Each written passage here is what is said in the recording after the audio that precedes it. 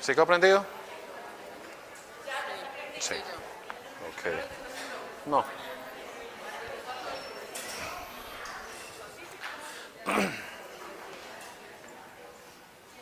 Buenas noches.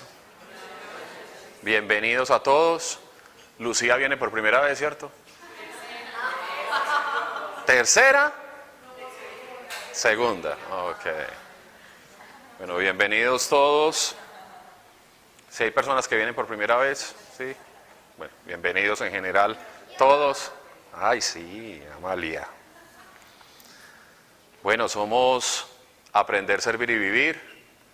Básicamente nuestro objetivo es que todos aprendamos día a día a tener una relación sencilla con Dios, cercana, personal, permanente, que eso nos cambie la vida todos los días y que inevitablemente nos termine impulsando a extendernos hacia los demás, hacia el servicio, hacia servir.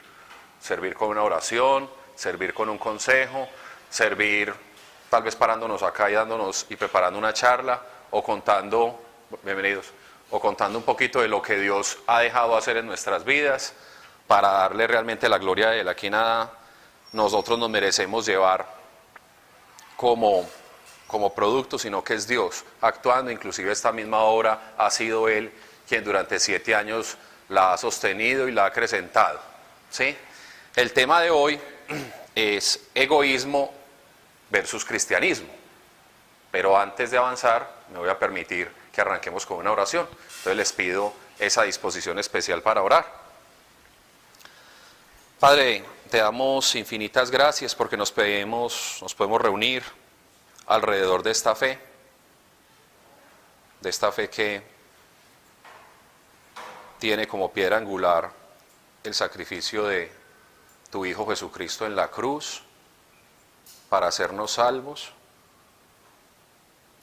Gracias, Señor, por cada persona, cada familia aquí representada, cada camino que preparaste para que ellos se acercaran acá, Señor.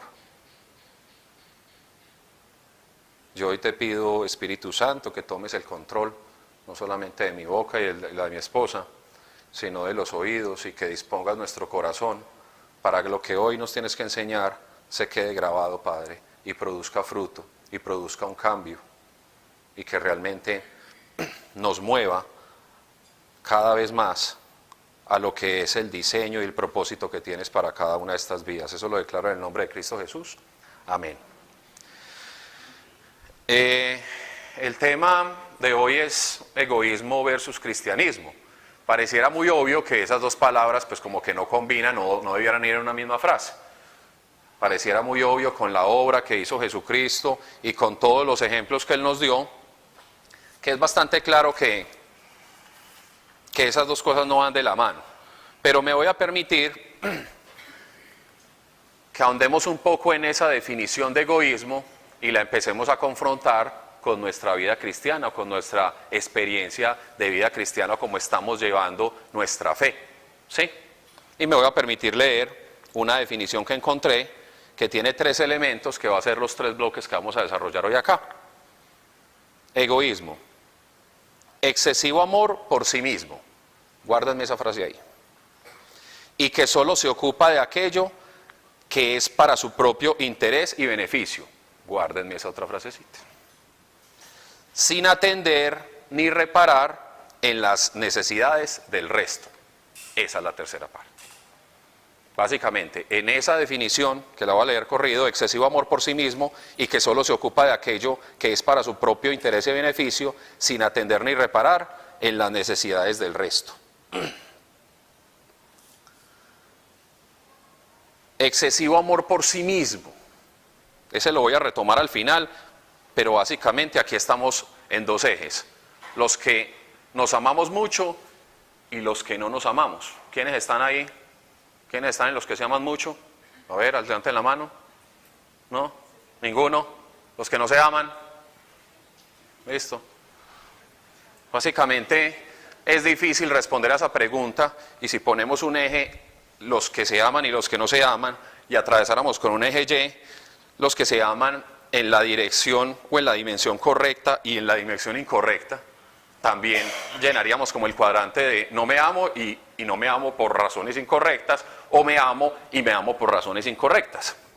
A eso vamos a volver ahora, porque sacar ahí mucho no va a ser, de ahí no vamos a poder sacar mucho de lo que va a ser la charla, y ahorita al final les voy a explicar cuál fue la revelación que Dios me dio en esa frase.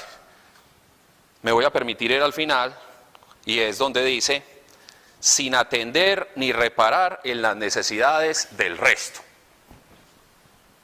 ¿Quién es el resto para nosotros? ¿Quién es los demás para un cristiano? El prójimo. ¿Y quién más? ¿Y quién más que no clasifica como prójimo? Dios. El egoísmo se define sin atender ni reparar a las necesidades del resto. Y ese resto son nada más y nada menos que Dios y nuestro prójimo. Qué casualidad. ¿Y qué encontramos como los mandatos de Jesucristo? ¿Y cuál es el segundo? Y a tu prójimo como a ti mismo. Aquí ya hay claramente por qué el egoísmo y el cristianismo están espalda con espalda. Claramente, el mandato base que nos lleva la vida cristiana va completamente en contravía de lo que es la definición de egoísta. A veces de pronto nos tiramos muy duro y nos tachamos de egoístas en ciertas cosas o en ciertos aspectos o en ciertos asuntos. Pero realmente, si estamos queriendo caminar los pasos que Cristo caminó, si estamos pretendiendo agradar a ese Dios, el egoísmo ya de tajo no cabe por definición, porque es poner mis intereses sin importar los intereses de los demás. De ahí nos podemos dar mucha varilla y mucho látigo y revisar inclusive ejemplos de los cuales hemos visto donde no hemos puesto por encima de lo que le agrada a Dios nuestro parecer. No sé si Mónica tenga un ejemplo con el que me pueda ayudar ahí. ¿Cómo están? Yo sí hablo con micrófono porque yo no soy como y como Pau, que no necesitan. Yo les voy a poner a lo largo de la charla testimonios y ejemplos que incluso he encontrado en mi propia vida y sirviéndole a Dios me he encontrado otro. Pero les voy a poner ejemplos donde no es evidente el egoísmo, sino que son ejemplos de la vida real, ejemplos de la vida cotidiana, perdón, ejemplos de lo que yo diría, y que el mundo, porque el mundo nos enseña, el mundo nos muestra como que eso es normal, eso es normal, eso es normal. Hay un caso, que yo voy a decir hay un caso porque nunca lo he hecho. Hay un caso de un papá y una mamá que tuvieron una hija siendo novios. Cuando nació, después de tener varios años la niña, ya no son pareja. Pero pasó que la mamá empezó a tener como una vida, digamos, como desenfrenada. Pero ese papá, que era el novio, empezó al contrario, muy pegado como a Dios, muy pegado a Dios. Y a pesar de que él trataba de traerla, ella nunca decía sí, por el contrario, más vida desenfrenada, hablando mucho más en la vida sexual. Y es muy lindo porque ese papá de esa bebé le dice todavía a esa chica: ojo con las herencias generacionales de lo que estás haciendo para la hija. Porque la frase y la respuesta de ella era: pero yo no le estoy haciendo daño a nadie. ¿Ustedes se han topado con esa frase? ¿O le ha salido a ustedes del corazón? Es que yo no le estoy haciendo daño a nadie.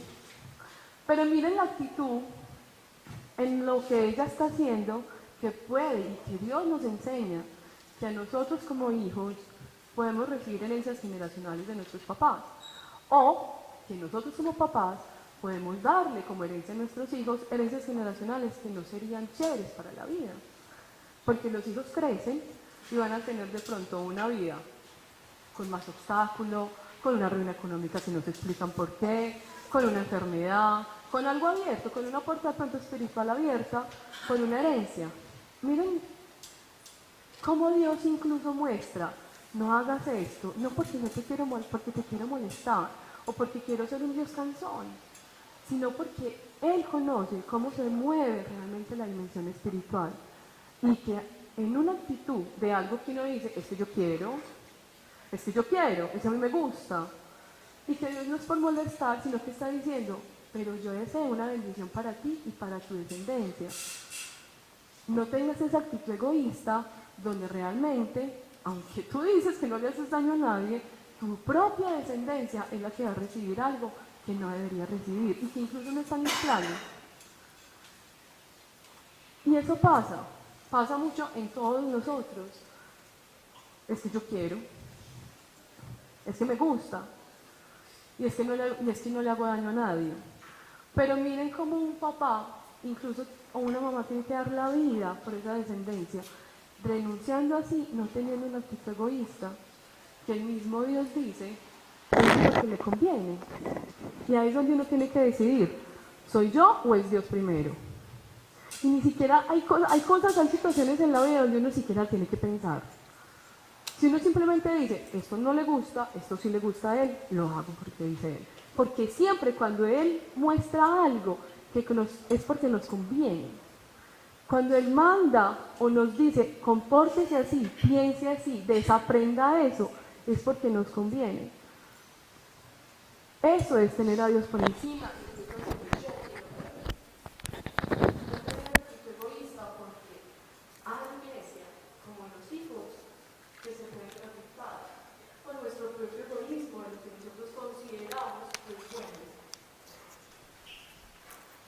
Gracias. ¿No? Es mío. Cuando yo revisaba que cumplir esos 2 mandamientos, para todos lo hemos escuchado a lo largo de nuestra vida, ame a Dios por encima de todas las cosas y a su prójimo como a sí mismo, me preguntaba, ¿cómo le enseño eso a Miguel? Miguel es mi hijo de 2 años y medio, ¿cómo le enseño eso? Simplemente a que lo haga. ¿Cómo voy a hacer para inculcar en Miguel que ame a Dios por encima de todas las cosas? De pronto a su prójimo como a sí mismo es un poco más fácil porque está más próximo. ¿Cómo nosotros intentamos cumplir ese mandamiento? Lo intentamos por lo menos, creo que todos estamos aquí porque lo intentamos. ¿Cuáles son los elementos claves para yo poder cumplir ese mandamiento? ¿Qué es lo primero que tengo que hacer para poder cumplir el mandamiento? Amar a Dios por encima de todas las cosas. ¿Qué se les ocurre?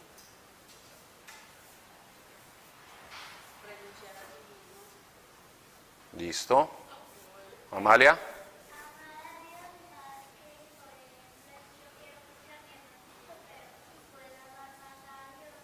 Perfecto, muy bien. Excelente ejemplo. Conocerlo. Amar por encima de cualquier cosa a un desconocido no tiene sentido. Es palabrería.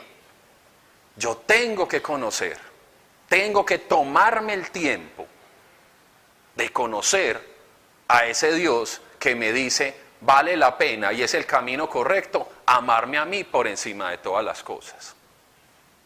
Va a ser imposible yo decir que realmente estoy cumpliendo el mandamiento de amarlo por encima si es un desconocido para mí. ¿Cuál otro elemento?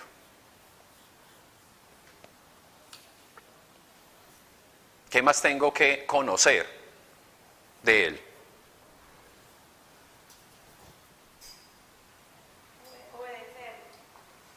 Obedecerle, ok. Esa va a ser la herramienta, ¿cierto? Como herramienta voy a tener que usar fe para creer 3 cosas de él. 1, que es el creador. 2, que hizo una obra redentora a través de su Hijo Jesucristo.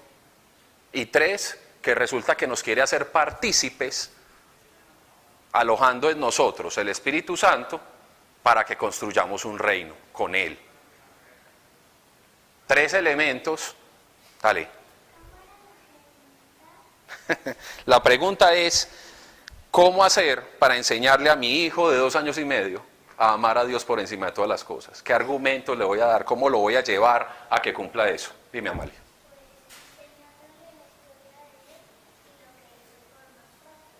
Exacto.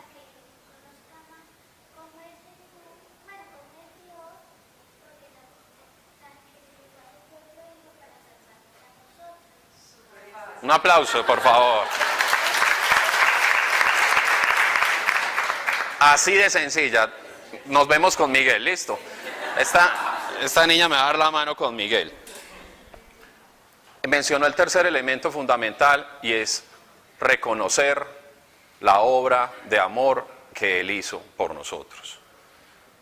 Yo no puedo amar a Dios si tengo por menos la obra de redención, si no entiendo la dimensión de lo que hizo para limpiar nuestros pecados.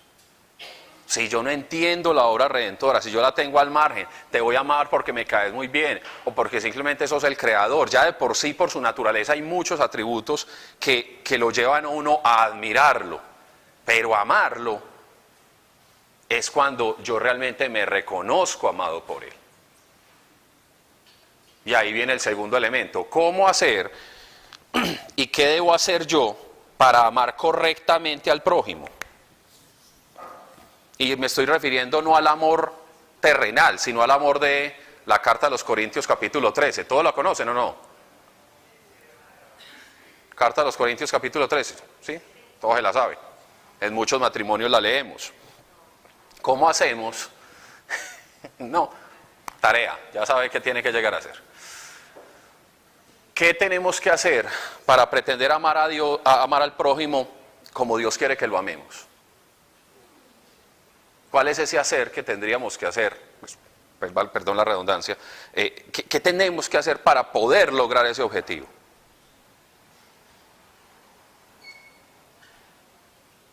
¿No? Morir a nosotros. ¿Qué más? Muy bien, ¿qué más? Reconocer que todos venimos de Él, entonces todos somos... Reconocernos hermanos. Exacto. Es un elemento fundamental. Yo creo que ya fluye, porque si amas a Dios, estás lleno de amor, uno te sale. Estar lleno de amor. Yo voy donde Dios a coger una cuota de su amor y extenderlo a los demás. El amor que yo puedo producir, ese amor humano, ese amor básico, ese amor interesado, no es el amor que Dios pretende que tengamos al prójimo, que demos de lo que nos sobra, que demos para recibir. No ese es el ejemplo que Jesucristo nos dio. ¿Sí? ¿Hay algún ejemplo de eso, amor? ¿No? En la parte de amar al prójimo.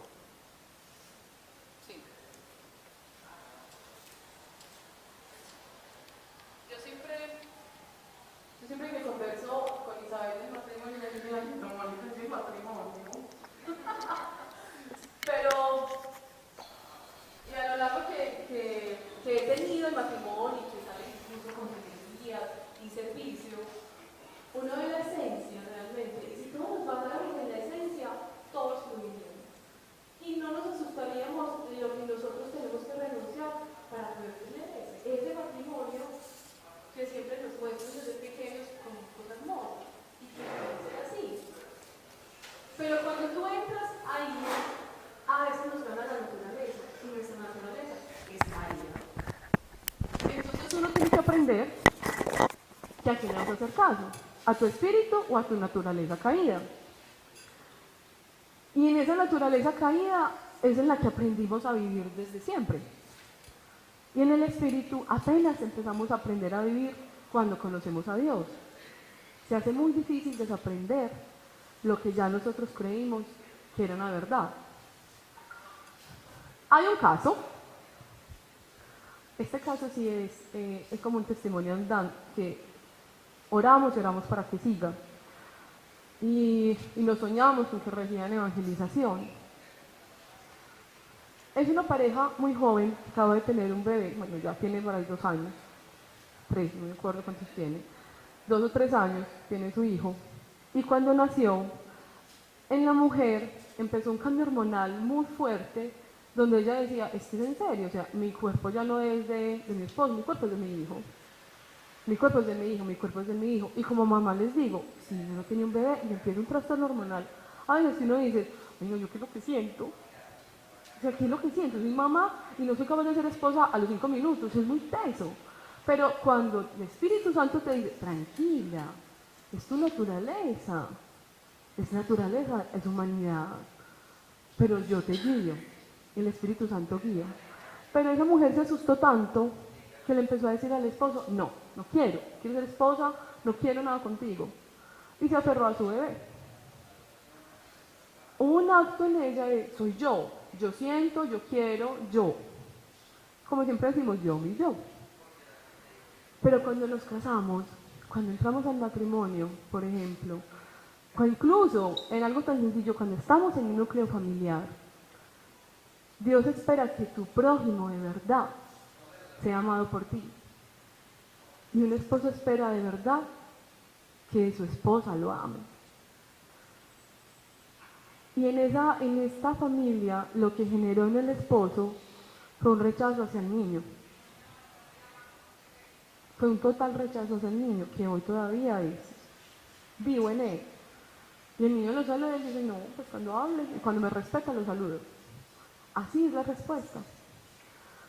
Entonces miren qué teso, como un acto egoísta, un acto donde se piensa en uno mismo, puede generar en otra persona, que también tiene naturaleza caída, otra reacción hacia otra persona. Pero si las cosas se ven desde la raíz, si le hacemos caso a Dios y al Espíritu, que las cosas en nuestro corazón, todas esas locuras que pasan en nuestro corazón o en nuestra mente, pueden ser guiadas por Él, sanadas por Él, incluso explicadas por Él. No se generaría esa cadena de desamor y egoísmo en esa familia, siendo una familia tan joven. Entonces miren qué lindo cuando uno llega donde Dios y Dios le dice, piensa en el otro. Piensa en el otro, que usted incluso va a ser beneficiado de eso. Deje fluir su amor por el otro, renuncie incluso a lo que usted quiere, pensando en él. Y eso pasa mucho dentro del matrimonio, realmente eso es lo que Dios pide dentro del matrimonio. Pero siempre, créanme, siempre, cuando usted en su familia, en su núcleo familiar, renuncia a usted para dar amor a su prójimo, porque usted se dejó llenar del amor de Dios y le va a fluir, el otro lo va a recibir y va a reaccionar de la manera que incluso a usted mismo le conviene. Pero si usted reacciona con el egoísmo, pensándose en usted, en sus fines, en lo que a usted le conviene, usted va a ver en el otro la misma reacción.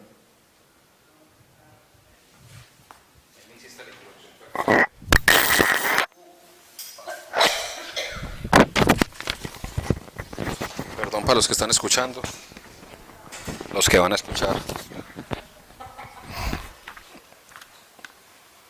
Volvemos a la definición. Excesivo amor por sí mismo, que solo se ocupa de aquello que es para su propio interés y beneficio. Que es para su propio interés y beneficio sin importar lo de los demás. Ahora escarbemos dentro de nosotros mismos cuáles son los criterios que nos llevan a definir qué es lo que nos conviene o qué es lo que nos beneficia. Cuando yo soy egoísta estoy buscando el placer personal, pero ese placer personal, esa idea de placer, no salió de la nada, no apareció de repente. En alguna parte se generó. ¿Quiénes estuvieron en el seminario de donde hablamos del creyente almático? ¿Sí? ¿Solo 2 personas? ¿Cuándo fue eso? Usted sí fue. El penúltimo, ese es 2017, creo, 16, no sé. Básicamente, recordemos, el hombre lo componen 3 cosas: cuerpo, alma, espíritu, y el alma la componen 3 cosas: mente, emociones, voluntad. ¿Listo? mente pienso, sentimiento siento, voluntad quiero. Si cuando yo decido o pretendo algo para mí, en el quiero, siento, pienso, o simplemente le quiero dar gusto a mi carne, estoy haciendo, o estoy cometiendo, o estoy decidiendo un acto egoísta, donde no me estoy permitiendo ser guiado por el Espíritu. La vida cristiana es una vida de batalla entre este espíritu que hay acá y mi voluntad, mis emociones, mi mente y mi carne. Es la batalla que todos los días tenemos que combatir. Es la batalla a la que tenemos que poner la lupa. Vení, esto que estoy pensando, ¿quién lo está pensando y quién me está llevando a pensar? Un mal sentimiento. Y como nutrimos tanto la carne, nutrimos tanto nuestra mente, nutrimos tanto nuestros sentimientos y nuestra voluntad, el pobre espíritu desnutrido nunca tiene cómo dar la pelea. Cuando yo me quiero preguntar si el acto, la decisión que estoy tomando es egoísta o no, tendré que preguntarme quién es el que me está llevando o a quién estoy complaciendo. ¿A mi carne? ¿A una emoción repentina? ¿A un pensamiento que me incubaron o que construí después de mucho maquinar? ¿O a simplemente un deseo volutivo de, pues hoy no amanecí con ganas de, ¿y qué? Cuando nuestro espíritu está desnutrido porque ni lo alimentamos ni pasamos tiempo delante de Dios, créanme que va a ser muy difícil que sea en el espíritu como caminemos, como decidamos, como pensemos o como sintamos. El caminar espiritual, el caminar de la vida cristiana es un caminar de decirle al espíritu, venga y encamine hoy mi día. Desde las decisiones triviales hasta las decisiones grandes. Entonces está claro que este egoísmo del que relata la definición está atendiendo los intereses y los beneficios de mi carne o de las estructuras mentales. Yo quiero que por un momento, algo que ustedes le hayan pedido mucho a Dios, alguna petición en particular que tenga que ver con este plano de lo terrenal, revisen qué lo mueve. Si es un deseo de la carne, si es un anhelo que está en su mente, si quieren complacer una emoción, o si quieren simplemente complacer su voluntad. Me parece, y no le tengo que dar explicaciones a nada, Dios, quiero esto y ya. O si realmente estoy buscando en esa cercanía con Dios, que sea el Espíritu el que me mueva. ¿A quién se le viene algo a la cabeza? ¿Quién quiere compartir algo de lo que han sido o de lo que fueron en algún momento de su proceso de madurez cristiana, sus oraciones, las oraciones que elevaron donde Dios? Porque ahorita hablamos de los cristianos egoístas, ¿cierto? No solamente el cristianismo versus el egoísmo, sino de los cristianos egoístas. ¿Quién ha tenido peticiones banales hacia Dios? Nadie. Mariana, ¿y la quieres compartir? Hubo un tiempo en que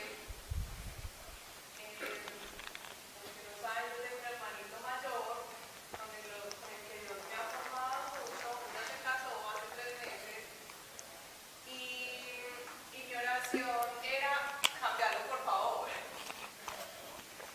Cambiarlo, cambiarlo, cambiarlo, cambiarlo, cambiarlo. Hasta que Dios me mostró es la que tiene que cambiar es usted. Si Él no cambia durante toda su vida, entonces usted se va a seguir amargando, entonces usted se va a seguir enojando, cámbiese usted.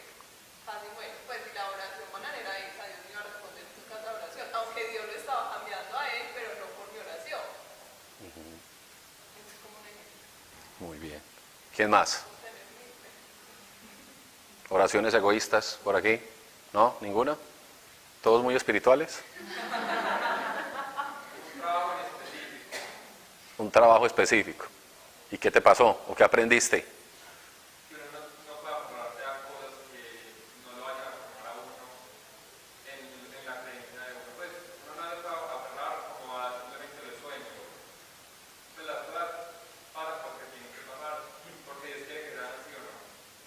Ok. ¿Alguien más? Hace algún tiempo yo venía orando para que mi familia pudiera estar junta, porque mi esposo vive en la unión, yo aquí todas las semanas, entonces nada más nos veíamos los fines de semana. Incluso en una oración hace poco, usted me dijo que Dios me pone en mi corazón para que ore por ustedes y que su familia se reúna. Y no, usted no sabía que era que estábamos separados, pues involuntariamente, por temas de trabajo, yo estaba acá trabajando y él estaba allá. Entonces yo venía orando también pidiéndole a Dios y ahora últimamente se dio una situación es que a mi esposo le resultó un trabajo por abajo y me dijo muy entusiasmado que se quería ir, pero que si yo me iba con él para que estuviéramos juntos y Dios acomodó todo para que yo no tuviera ninguna excusa para decir no. Entonces yo, listo, no tengo ninguna excusa, nos vamos y esta es la respuesta de Dios. Hace 8 días fui a conocer donde ella está y me pareció horrible.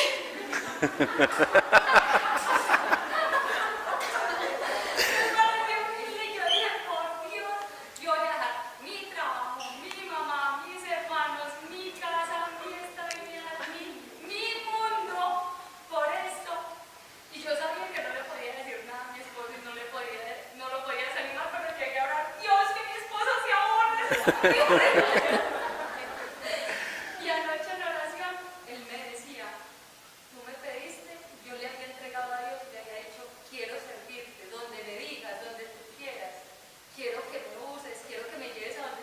Y entonces ya anoche me decía, me pediste y en la primera prueba que te pongo ya me estás diciendo que no. Entonces me dio mucha pena realmente con Dios, porque que sí era un acto egoísta, yo no quería dejar mi mundo, mi trabajo, mi casa, mis cosas, todo por mí, no. Yo estaba dejando de lado mi hogar, que era algo por lo que había estado pidiendo, la unión familiar y el servicio a Dios, porque yo sé que Dios me lleva allá también a hacer algo con la gente de allá, a conocer otro mundo, a conocer otras personas que también lo necesitan a Él. Entonces, sí, tuve que reconocer con mucha pena con Dios que estaba siendo muy egoísta.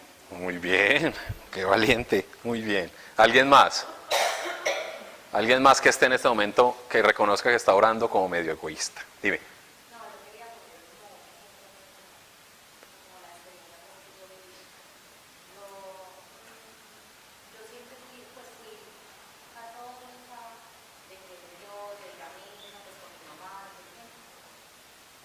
y dejé ir a mi hija pues desde un tiempo, y yo no, pues para qué, yo en mi casa por la noche de hoy, era la normal, acostadita, antes de dormir, estaba con ella, así. Entonces, tenía muchos problemas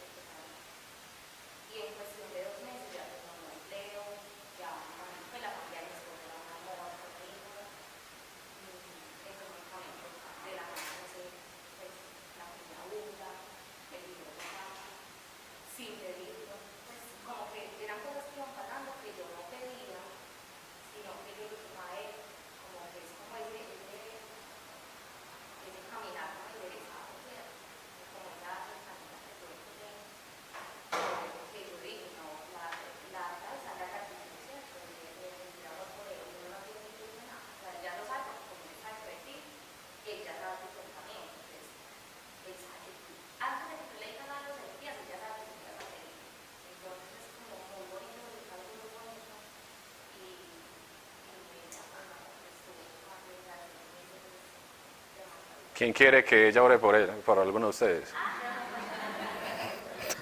Qué rico, gracias por compartirlo, muy lindo, muy lindo. ¿Alguien más?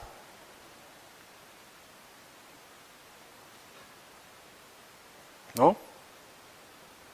Excesivo amor por mí mismo. Cuando le dije yo a Dios, Dios, vení, ayúdame a entender ese excesivo amor por mí mismo, porque me entran muchas dudas. Es decir, está bien que yo me debo amar como creación tuya, yo me debo valorar mi cuerpo como templo del Espíritu Santo, yo me tengo que reconocer importante y que valgo tanto como cada gota que Cristo derramó en la cruz, pero no debo exceder. ¿Cuál es el punto correcto en el que me debo amar? ¿Qué tanto? Colócame como la regla hasta dónde me amo. Y lo que Dios me permitió ver es muy concreto. Yo, amar, a yo. Sujeto, verbo, y el sujeto se volvió a meter en el predicado. Y ahí Dios me dio la revelación. El problema de esa frase es que no tiene predicado. El problema de esa frase es que el sujeto es el mismo predicado. El problema de esa frase es que el verbo amar no es un verbo para limitarte a vos mismo. El problema de esa frase, de yo amarme a mí mismo, radica en que ese verbo no se puede quedar solamente dando vueltas a yo alcanzarme para amarme a mí. La revelación que Dios me permitió ver en eso era que ese no importarme el resto negaba absolutamente el significado del verbo amar. No se puede, no tiene sentido, semánticamente parece, era como si Dios me dijera, es que mira nomás la estructura de la frase, ni siquiera tiene sentido porque el sujeto se volvió predicado. Necesitamos un objeto, alguien sobre el cual dejar fluir el amor de Dios. Dios y el amor de Dios y la magnitud de Dios se expresa en cada una de las personas donde derramó su amor, por creación, por redención y por participación. Somos creación de Él y en esa creación sobre la cual Él dio ese soplo de vida, se manifiesta el amor de Dios. En la redención, en el acto redentor, que es el acto menos egoísta del mundo, el más desinteresado que sobre la tierra se ha hecho por un hombre que fue Cristo Jesús, es un ejemplo de amar y que nada tenía que ver con amarse a sí mismo. Porque nada de eso que Él tuvo que perdonar, se lo tenía que perdonar a sí mismo en esa cruz, porque Él no conoció pecado. No estaba perdonando ningún pecado de Él, estaba perdonando todos los de nosotros. Es decir, de ese amor que Él estaba derramando en esa cruz, Él no se quedó nada para sí mismo. Todo lo derramó por nosotros. Y el amor de la participación, que es el amor de permitirnos construir el reino de Dios con Él, es, permita que mi amor lo atraviese a usted para alcanzar a otros. Cuando mis oraciones son de retención, de yo quiero esto para mí, yo quiero lograr esto para tenerlo yo, y no involucran a una tercera persona, es fácilmente identificable que mi oración es egoísta. Cuando yo no identifico, inclusive en el crecimiento espiritual, Señor, yo quiero ser un hombre más juicioso en la oración, Señor, yo quiero ser más juicioso con mis clases de Biblia, Señor, yo quiero ser, pero ¿para qué? Mientras yo solamente me esté aumentando mi vanagloria diciendo qué buen orador soy yo, qué conocimiento de la Biblia tengo, y no la extiendo a los demás, para Dios eso no funciona.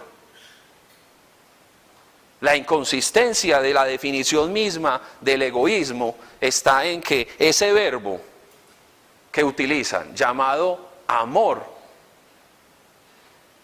no puede quedarse y retenerse para que el mismo sujeto que lo emita sea el que lo recibe. Dios, si no alcanzara con su amor a su obra, Dios, si no nos alcanzara a nosotros con su amor, si no permitiera en cada cosa que vemos de su creación la expresión de su amor, qué pena decirlo, se estaría negando a sí mismo, no sería Dios. El egoísmo, como definición de yo quererme amar más a mí mismo y que importen mis cosas y no las de los demás, es básicamente el problema que Dios me permitió ver que hay en esa frase.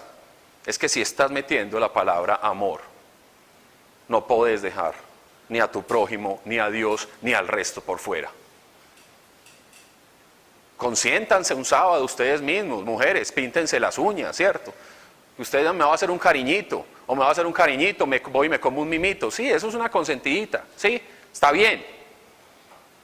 Pero la dimensión de la palabra amor es la que precisamente hace que la definición de egoísmo nos deje muy claro que el egoísmo no es un diseño de Dios para la forma como Él quiere que expresemos el amor. Él no está interesado en que el amor que Él nos da, nos lo expresemos o nos lo reservemos exclusivamente para autoaplicárnoslos a nosotros mismos. Porque eso no es amar. Eso ni siquiera se debe llamar amar. Para terminar voy a leer Eclesiastés. Dale, lo busco. Usted no tiene como revelación tras revelación tras revelación en lo que se habla. Tiene como que Para mí se arregló al final, pero bueno. ¿Dónde hay más intereses que en una empresa? ¿Cierto? ¿Dónde puede haber más interés propio que en un trabajo? Ah, no, es que eso es como la muestra más clara que hay. Cuando Isabel viajó a las ferias en Europa para mirar cómo era este mundo de exportar fruta, Isabel se encontró con algo, que los europeos y los europeos. ¿Por qué es tan difícil que se unan las empresas pequeñas para exportar un contenedor juntos? Las grandes empresas exportan un contenedor, pero un contenedor en demanda. Un contenedor tiene 20 palmas. Pero una empresa que está empezando dice, tengo un cliente y tengo 5 palets, pero entonces ¿qué vas a hacer con el espacio de 15 palets en un contenedor? Y va a viajar 15 días por el mar. Vamos a perder un montón de plata, no te puedo decir. Y ahí se quedan las empresas. Entonces el cliente mandaba 5, es que yo necesito más, no, espera, que es que necesito encontrar otros 3 clientes para poder mandar esto. Pero entonces cuando ya encontraron los otros 3 clientes, este ya se te quitó, ¿cierto? Y los mismos europeos les decían a los colombianos, y les decían, esa isla es una mujer muy sociable, muy comercial, entonces ellos se contaban y les decían, eso es algo que tenemos que hacer, tenemos empresas que vamos a hacer un contenedor. Y alguien nos decía, si ustedes hacen eso, muy tesa. ¿Y saben por qué tesa? No pueden encontrar una empresa. Hay muchos, uno va a conocer en el sector y ve que hay empresas que están empezando con esa línea. Tesas, convencerlos que compartamos un contenedor y que usted gane y que yo gane. Ahora pues compensa que es un interés para usted y para mí. Es impresionante cómo en el sector, y me imagino que en todo, como no, yo no te voy a enseñar, no, yo no te voy a ayudar. No, defendete solo, a mí me tocó solo, defendete solo. Así. Pero entonces nosotros le dimos a Dios, una vez sentadas, Juan, y nosotros dos. Bueno, ¿qué vamos a hacer? Nos pusimos más, dejamos la clave para poder enviar por barco y enviar por avión. Y llegó a nosotros una empresa, llegó a nosotros. Usted tiene la intención y Dios lo respalda. Llegó a nosotros una empresa de 2 personas muy experimentadas en el sector que nos separaron de sus antiguos socios y quisieron volver a empezar. Y nos dijeron, hagamos una alianza, porque Dios no nos deja asociar con nadie. Entonces fue súper claro. No se asocien, pero hagamos una alianza. Nosotros sí hagamos una alianza. Vamos juntos. Saquemos lo que tenemos que sacar a final de año juntos. Y cada uno va a tener una mitad. 10 pares para usted y 10 pares para usted. Y da perfecto. Y sentados con ellos en una reunión, empezamos a decir, listo, vamos a tratar las posibles circunstancias que pueden salir de esto. ¿Qué pasa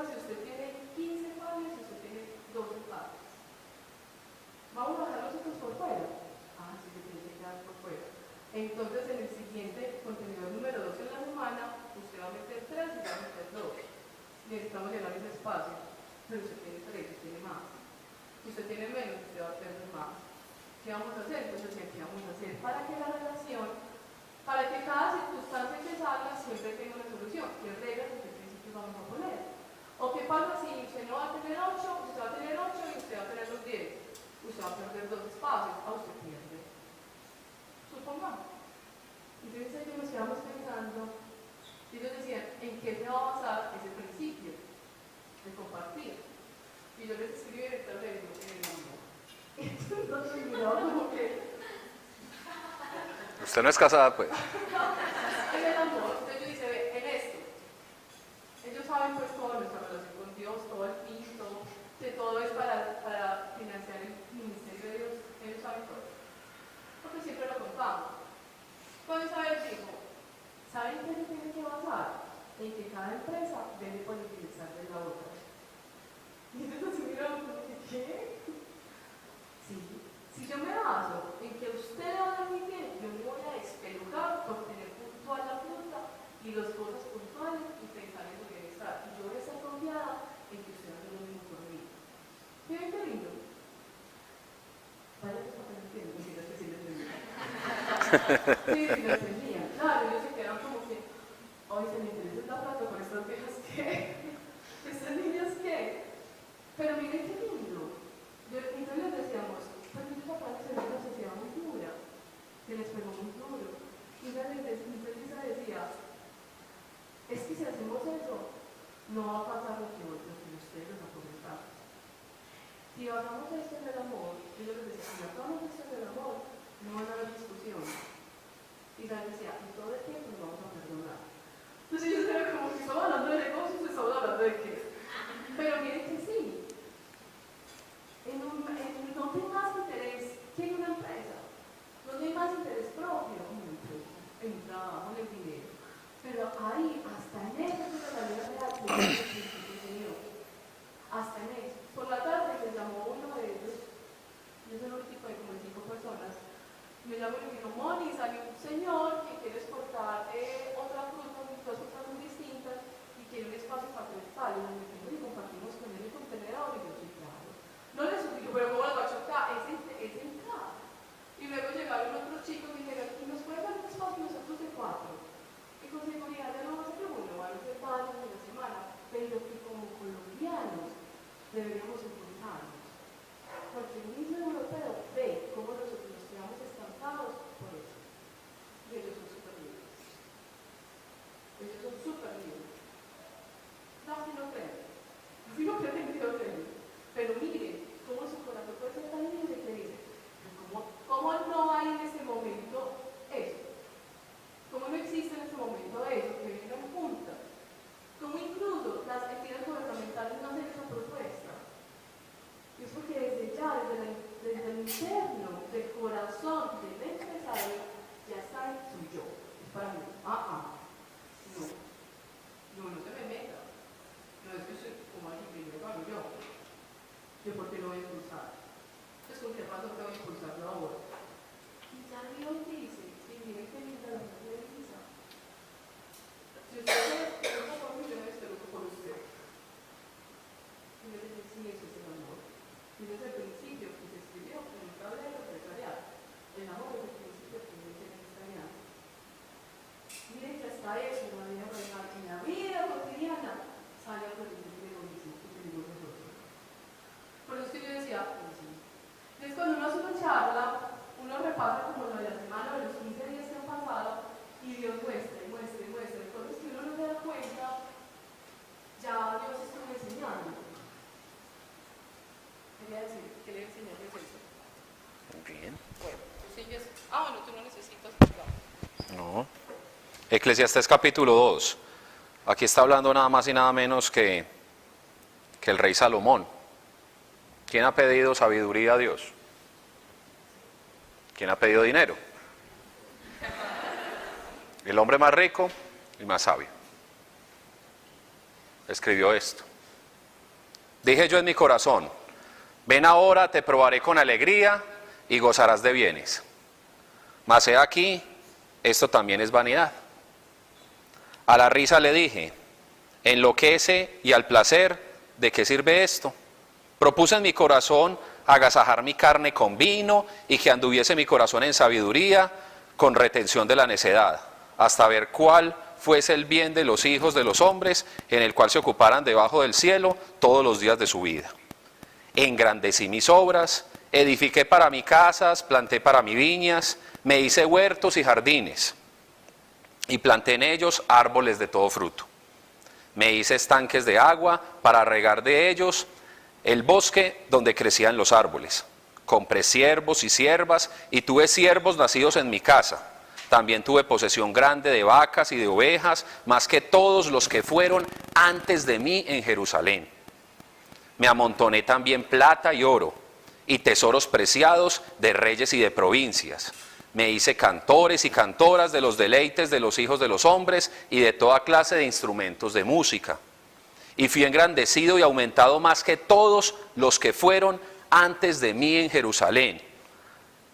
A más de esto conservé conmigo mi sabiduría. No negué a mis ojos ninguna cosa que deseara, ni aparté mi corazón de placer alguno, porque mi corazón gozó de todo mi trabajo, y esta fue parte de toda mi faena. Miré yo luego todas las obras que había hecho mis manos y el trabajo que tomé para hacerlas, y he aquí, todo era vano. Todo era vanidad y aflicción de espíritu, y sin provecho debajo del sol. Después volví yo a mirar para ver la sabiduría y los desvaríos y la necedad, porque ¿qué podrá hacer el hombre que venga después del rey? Nada, si lo que es ya ha sido hecho. Y he visto que la sabiduría sobrepasa la necedad como la luz a las tinieblas. El sabio tiene sus ojos en su cabeza, mas el necio anda en tinieblas. Pero también entendí yo que en un mismo suceso acontecerá el uno como al otro. Entonces dije yo en mi corazón, ¿cómo sucederá al necio? Me sucederá también a mí. ¿Para qué pues he trabajado hasta ahora por hacerme más sabio? Y dije en mi corazón que también esto era vanidad. Porque ni el sabio ni el necio habrá memoria para siempre, pues en los días venideros ya todo será olvidado, y también morirá el sabio como el necio. Y ahí sigue todo un montón de cosas que uno lo dejan como, esto lo está escribiendo el hombre más rico y el hombre más sabio. ¿Qué le falta a Salomón en todo eso que está diciendo? ¿La primera vez que la escuchen? No. Okay. Concluyó que por muy sabio y por mucho que sobrepasara ese necio y por muchas de esas obras, y luego dice que no, más adelante va a decir, y todo esto que construí, no sé si los venideros van a ser sabios o necios, y si le van a dar buen uso a todo eso que construí, y eso también lo amarga y le aflige el espíritu y le parece vano. ¿Qué es lo que le pasa a ese hombre que construyó para sí y tantas cosas lo hizo para él? ¿Qué es lo que le pasa a ese Salomón ahí en esa carta, en Eclesiastés? Amalia.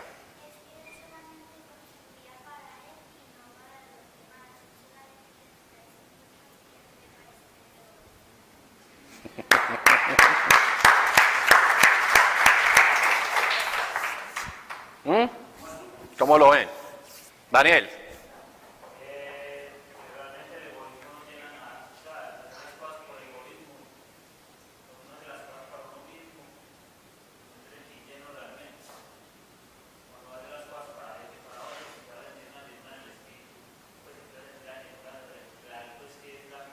No va a haber ni aflicción de espíritu, ni las cosas van a ser en vano. ¿Qué más? Hay un elemento más ahí. Hay otra cosa de la que no tiene conciencia Salomón, y es el premio mayor que ya por adelantado el cristiano recibe. ¿Qué es?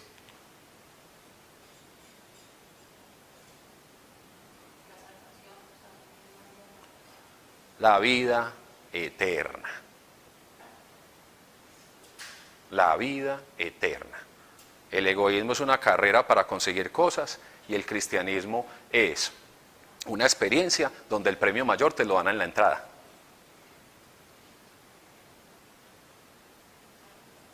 Y todo lo demás es añadidura. Ahora, ¿quién valora, según lo que es esa definición, intereses para mi propio interés y beneficio? ¿Quién realmente aquí está valorando la vida eterna como lo que es, eterna? ¿A quién le gustaría más bien tener pagadas las deudas y los compromisos durante 5 años? Sensatez. No sabe mentir. ¿Sí? A muchos nos temblaría un poquito el butaco. Vení, vení. ¿De cuántos años me estás hablando? ¿Sí? Pero nos dicen vida eterna. Ah, sí, eso. Hasta en el credo lo digo a la carrera y sí, está ahí. Está ahí. Cuando a nosotros ya nos dieron el premio mayor, cuando nosotros ya nos sabemos amados, aunque no hicimos nada para lograrlo, porque otro fue el que lo hizo para lograr todos esos regalos que Dios tiene para mí, cuando yo en la Biblia no encuentro sino promesas de prosperidad, de cosas buenas para mí, ¿qué más me queda hacer con el amor que tenga en mi corazón? Con las fuerzas que Dios me dé en las manos o los días que Dios me dé.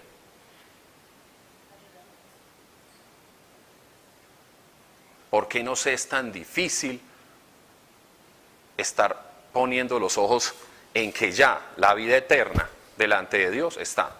Ah, Juan, porque es que las cuentas llegan. Pero mire la aflicción que tenía un hombre que no tenía cuentas,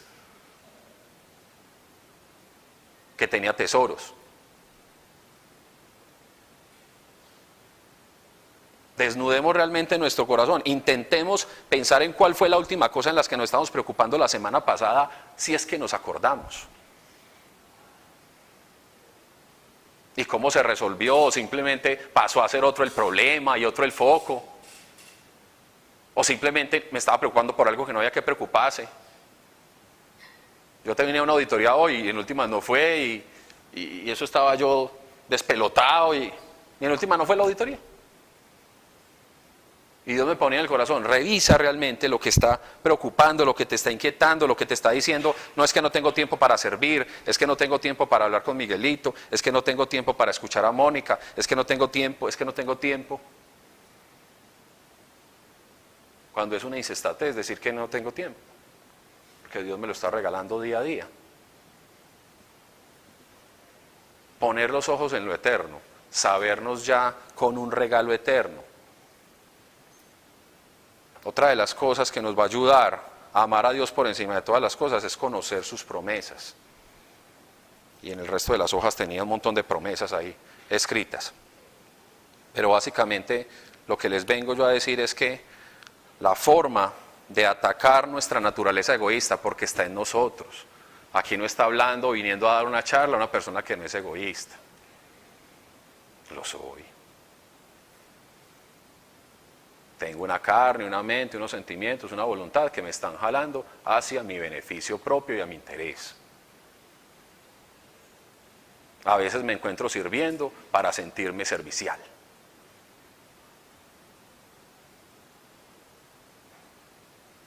Para sentir que tal vez mi vida tiene sentido, cuando ya Dios le dio un sentido supremamente grande.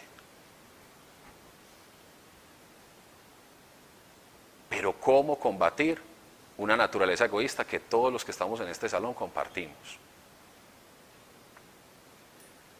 ¿Con qué enseñanzas se van? La primera, ya nos dieron el premio mayor. Aquí no tenemos que estar como hienas arrebatándonos nada, porque a todos nos dieron la salvación en la misma dimensión y la misma cantidad de salvación. Es más, a algunos nos perdonaron más pecados que a otros y deberíamos amar más que los otros a Dios, porque más nos perdonaron, entonces más lo debiéramos amar.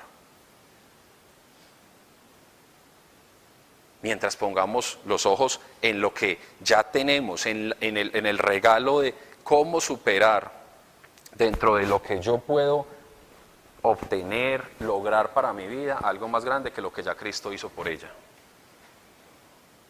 ¿Quién tiene un proyecto más grande que el que ya Cristo hizo por cada uno de ustedes? le doy la palabra, así que póngalo.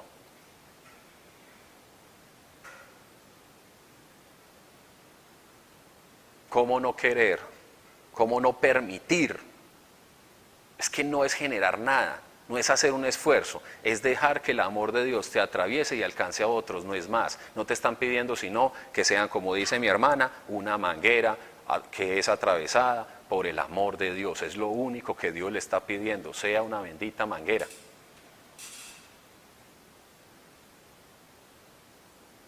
Deje que el amor de Dios lo atraviese y alcance a otros. Permítase ser llena del amor de Dios, pase tiempo con Él.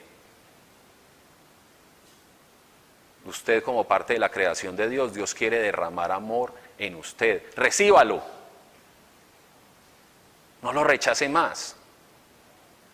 Juan, es que a mí se me complica mucho orar. Orar es un privilegio que también Jesucristo ganó por nosotros en esa cruz.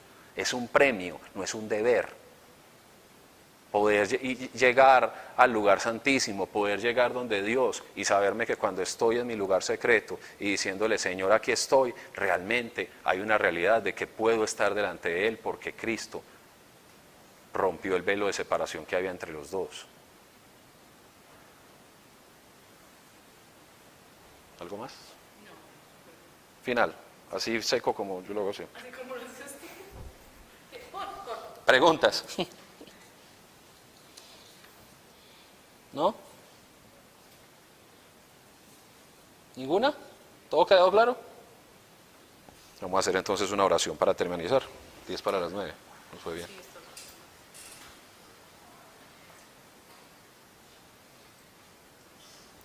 Señor, tú conoces nuestro corazón. Ya voy a orar por ti ahorita.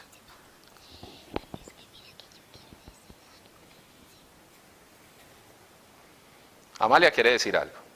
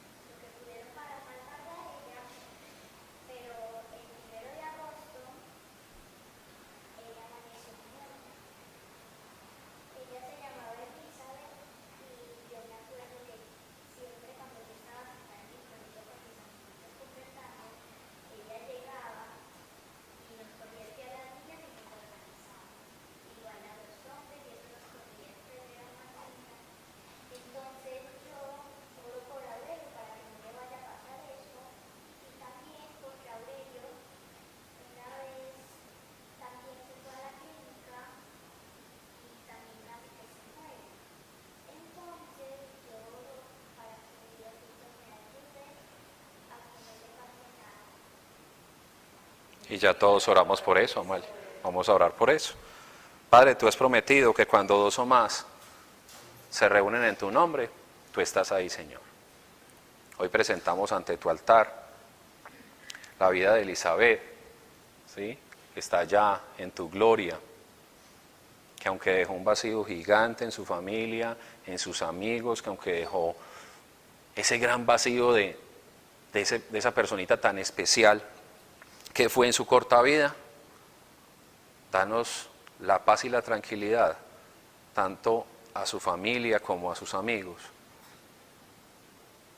de que no está sufriendo y que está delante de ti. Y escucha también esta petición de sanidad, esta petición de larga vida, esta petición de bendición sobre la vida de Aurelio, Señor.